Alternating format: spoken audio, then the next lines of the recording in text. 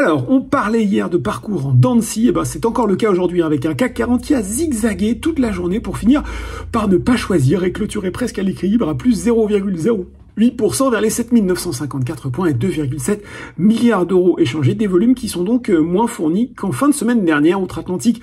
On a eu droit côté statistique à la seconde estimation de la croissance américaine pour le quatrième trimestre 2023. Elle a été légèrement abaissée de 3,3 à 3,2%. Les marchés américains qui, eux, se replient vers 18h avec un Dow Jones à moins 0,46 et un Nasdaq à moins 0,25. On notera quand même le bond de 8%. d'IB1 après avoir présenté des résultats et des objectifs meilleurs qu'anticipés. On regarde tout de suite les valeurs en hausse à Paris. Eh bien, Coface a assuré aujourd'hui sur le SBF 120, l'assureur crédit qui a annoncé un résultat opérationnel 2023 d'un peu plus de 362 millions d'euros, en hausse de 1,6% à périmètre échange constant. Le résultat net part du groupe est lui stable autour de 240 millions. Derrière, Interparfums était en odeur de sainteté pour les investisseurs, grâce là aussi à des bons chiffres annuels meilleurs qu'attendus, un résultat opérationnel courant de plus de 160 millions, en hausse de 16%, une marge opérationnelle à 20,1% contre 19,6% en 2022, et puis un dividende d'un 1,15€ par action, d'augmentation de 20%, et une nouvelle attribution gratuite d'actions pour la 25e année consécutive à raison d'une action attribuée pour 10 détenus.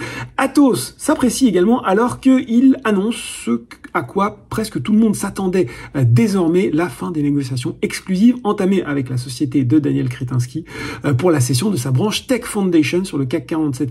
Airbus, qui prenait de l'altitude, le géant de l'aviation, qui annonçait un partenariat avec la compagnie aéronautique LCI dans le domaine des hélicoptères. Et puis sur le SRD, c'est la biotech Osé Immuno qui s'envole après l'annonce de la signature d'un partenariat stratégique avec le groupe américain AbbVie. Du côté des valeurs en baisse, eh bien, Téléperformance ne répondait plus aujourd'hui, un temps suspendu, l'action finit en baisse de 14%.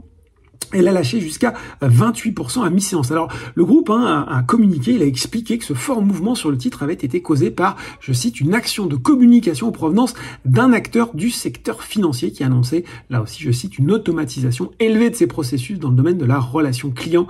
La direction de Téléperformance qui indique toutefois que son activité actuelle ne reflète en aucun cas les conclusions négatives qui pourraient être tirées des évolutions technologiques évoqué dans cette communication. Alors, pour faire le tour du sujet, hier, en fait, Klarna, une fintech suédoise, avait en effet communiqué autour de son assistant IA alimenté par OpenAI.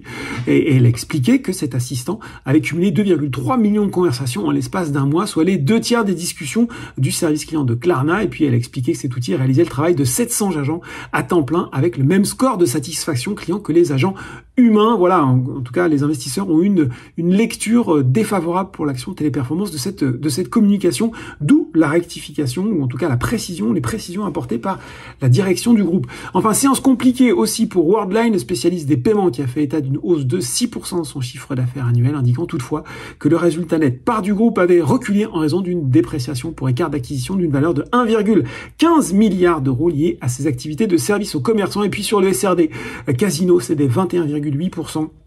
Le distributeur qui a publié une perte nette de 5,7 milliards d'euros en 2023 et puis qui a renoncé à ses objectifs de résultats à horizon 2028 et s'est abstenu d'établir de nouvelles perspectives pour 2024 en raison du changement de contrôle au niveau de son actionnariat. Voilà, c'est tout pour ce soir. C'était un peu long ce soir, mais il y avait des choses à dire. En attendant, n'oubliez pas, tout le reste de l'actu éco et finance est sur Boursorama.